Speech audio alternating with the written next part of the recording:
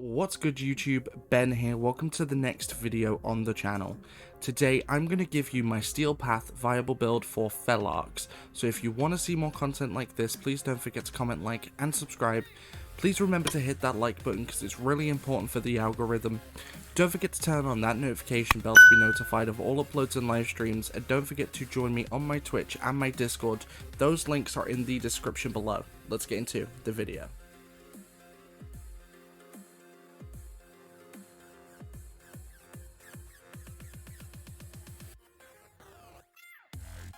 Alright, so Felarx is one of the more recent Zariman Incarnum weapons, and it is ridiculously OP.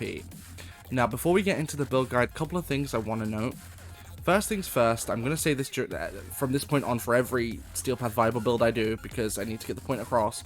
These are Steel Path viable builds. So these builds will get you through the Steel Path, but they're not meant to go to level 9,999 enemies. Like, most casual players will not do that. I don't do that. Not many people do, only tryhards do that. So I'm not going to spec my build for that because there's 0 point. These builds are designed to help people get through the Steel Path using not as many OP or as rare mods. I'm trying to do this with as many general mods as I can. So I wanted to point that out. Another thing I want to point out as well is for every build guide I go to Oxymoko in the Void.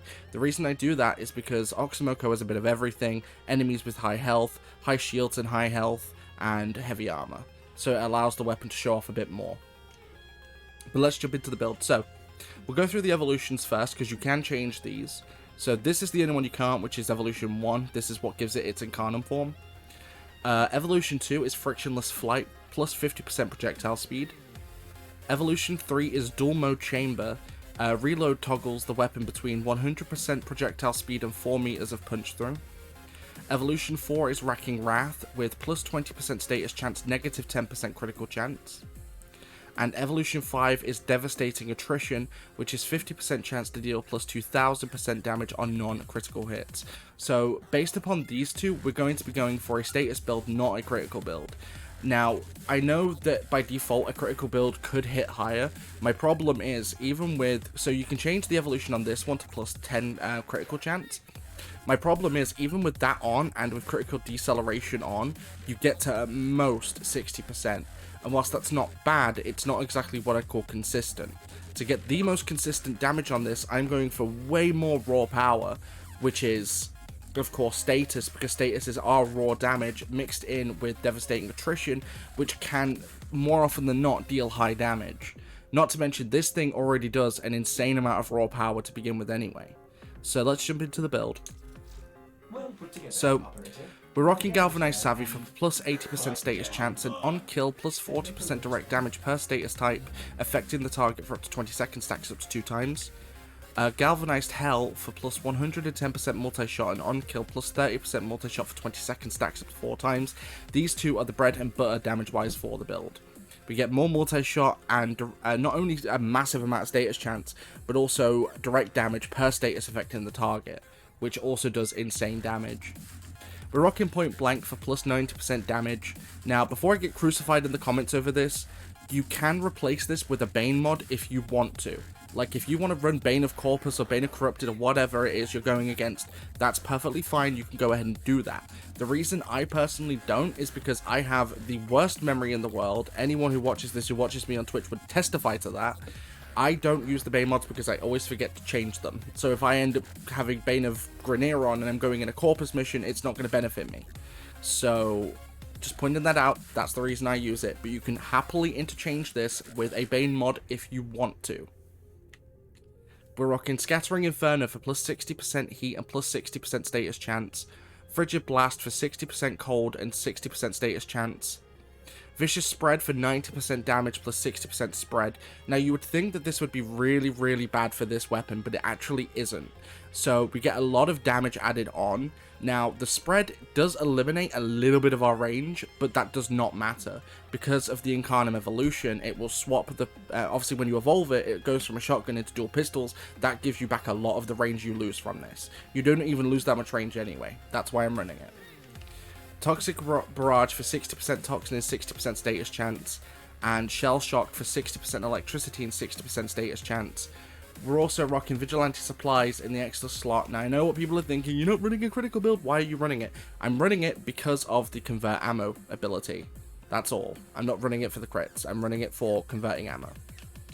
And then, of course, Primary Merciless, which is on rank 5, on kill, 30% damage for 4 seconds, stacks up to 12 times, and then it gives you plus 30% reload speed and plus 100% ammo maximum. So it gives you a good reload and a lot more ammo because the shotgun on this does not have tons of ammo. So damage base-wise, we're rocking a Radiation Viral build. So Radiation helps to cut through those shields, and then, of course, the Viral works in conjunction with the already decent amount of native slash that this weapon does. Now, I'm going to point out as well, before anyone asks in the comments, which version is stronger. From what I understand, the shotgun version is actually more powerful than the dual pistol variant of the weapon, the evolution in that case. So, the way I play is I use the shotgun mostly, but for certain enemies or for certain instances, I switch over to the evolved form. Whether I need an insane amount of range or I need to distance a little bit to heal or whatever. So now we've gotten all of that out of the way, let's jump into the mission and I will show you what we can do. Alright, so like I said before, we're in Oxymoko in the Void. I've got my Steel Path Viable Atlas build, which is also on the channel. But basically, the second you get into the mission, basically just go ham, and this thing will either one-shot or two-shot pretty much everything. Like I said in the intro, this weapon is ridiculously OP, and it does insane damage just out the gate. As I understand it, pretty much all Incarnate weapons do this. They just are ridiculously strong and have almost zero drawbacks. Like, this thing is nuts. Like, it's actually wild how much damage this weapon does. I'm also hoping that the quality of the video is really good. I recently, today, just upgraded my graphics card from an RX 580 to a RTX 2060. So, I got it pretty cheap, pre-owned on an auction on eBay, and it's working perfectly, so hopefully the quality of the videos will now improve a lot because of having a new GPU.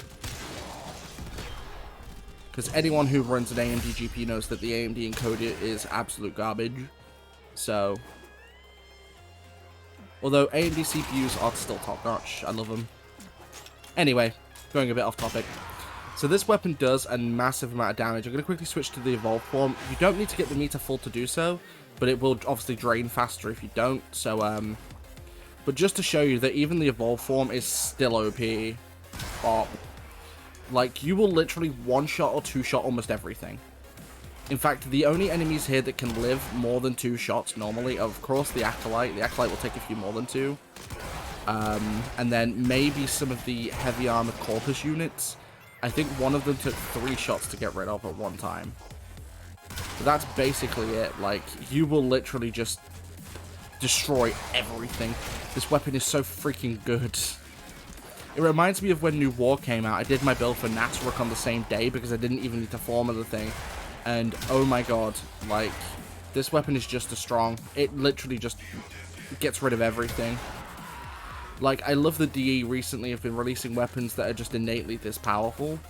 Just because I can throw out a build and it doesn't actually take too much work.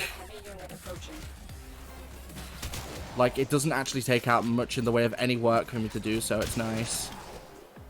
But see what I mean? This weapon still has insanely good range. There we go. Xmas units too. The new Xmas units can be a bit hard to take out as well, but... See, look, even the heavy Corpus units just get wrecked in 2 shots. It's insane. But yeah, let me know what you think of the build in the comment section below. Let me know of any other builds you want me to do. Don't forget to subscribe, please. Don't forget to hit that like button because it's really important for the algorithm. Don't forget to turn on the notification bell to be notified of all uploads and live streams. Don't forget to join me on my Twitch and my Discord.